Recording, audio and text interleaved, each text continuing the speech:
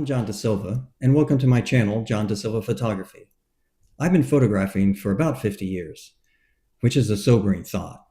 So some of you might be thinking, what does this old guy know? What can he teach me about photography? Let me give you a little history. I attended the Southeast Center for Photographic Studies over in Daytona Beach, Florida. I also attended Crealde School of Art in Winter Park.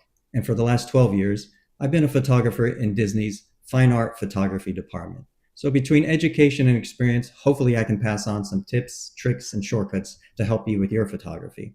Now, I love wildlife and travel photography. I was just able to visit my seventh continent, Antarctica, and loved it. Hopefully you know what you love. And if not, maybe these videos will help you determine what you love in photography. Now, if anybody visits Orlando, or if you know someone who needs a photographer in Orlando, hit me up in the comments section and maybe I can help you. Now, as a photographer, we always must stay flexible. And during the pandemic, that's what I had to do. I had to change my business a little bit. And always remember, if you want to be successful, being flexible is always the best bet. So watch some videos. Hope you learned some stuff. Make any comments you want in the comment section, and I'll see you soon.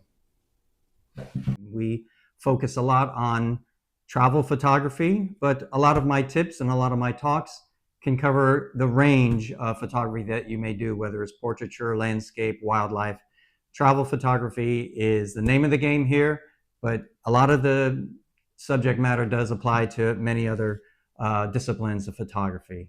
Now, we're talking today about making photographs.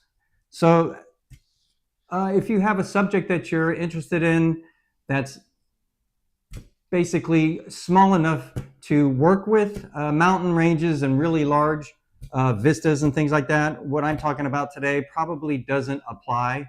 And what I'm talking about today is the high-low, near-far concept.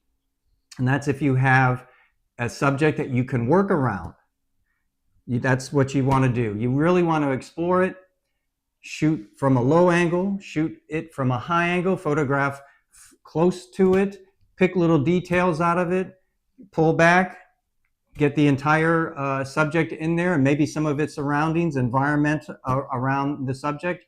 But high, low, near, far, keep that in your mind.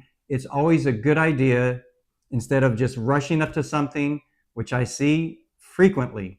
People rush up, take a picture of something, and then bolt to the next thing.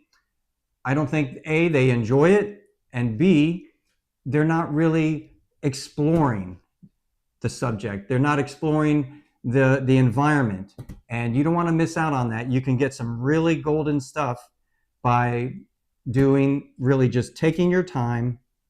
And that's why early on I was advised, one of the benefits of using a tripod, even though it's easy to handhold a lot of times and make photographs, a tripod gives you the moment to catch your breath, to slow down.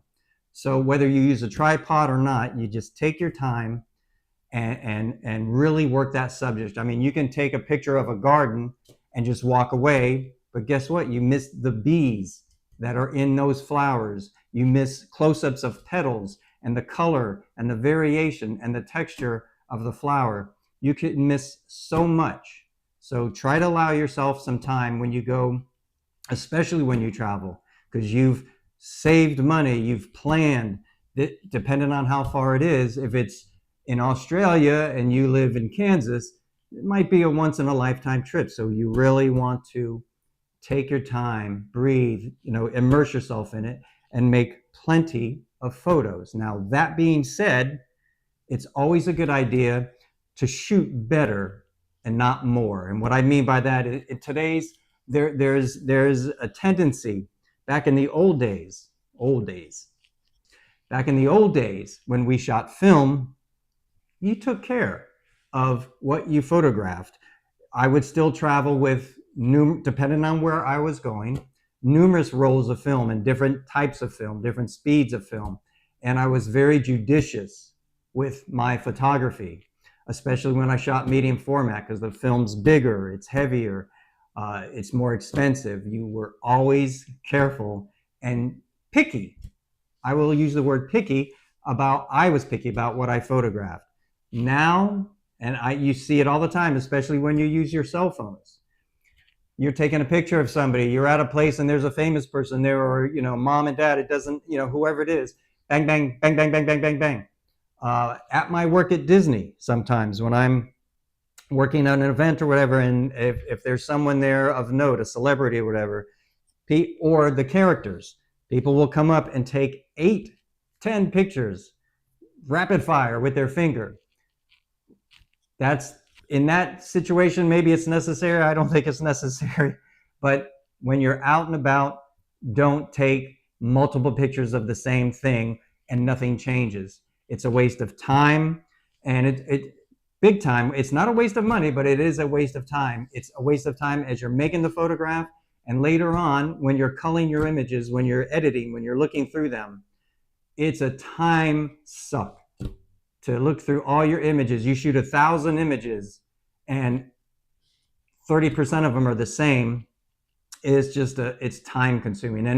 And if you post them all, oh my God, you're not doing any of your viewers a favor. They're probably shutting it down after 50 of them, after they see the same photo over and over again. So high, low, near, far. Remember that. It's very important. High, low, near, far. And be picky with your high, low, near, far, and whatever you shoot. Be picky. Don't just bang, bang, bang, bang, bang, bang, bang, bang, because that recording meter, you can store thousands of pictures on your cameras these days. That doesn't mean you want to look through them all later on. Trust me, you don't. I shoot very, very restrained, and I love it. I know other photographers who shoot thousands of photographs, and then they complain about their culling and editing and how long it takes. So it's your choice. It's always your choice. So like and subscribe if you like what we covered today. Come back and see us again for other videos. And if you're in Orlando and need a photographer, contact me. If I'm available, I'll be happy to work with you. I also know plenty of photographers, great photographers that I work with in the Orlando area. So get with me and we'll hook you up. So take care of yourselves, and we see you on the next video. Thank you.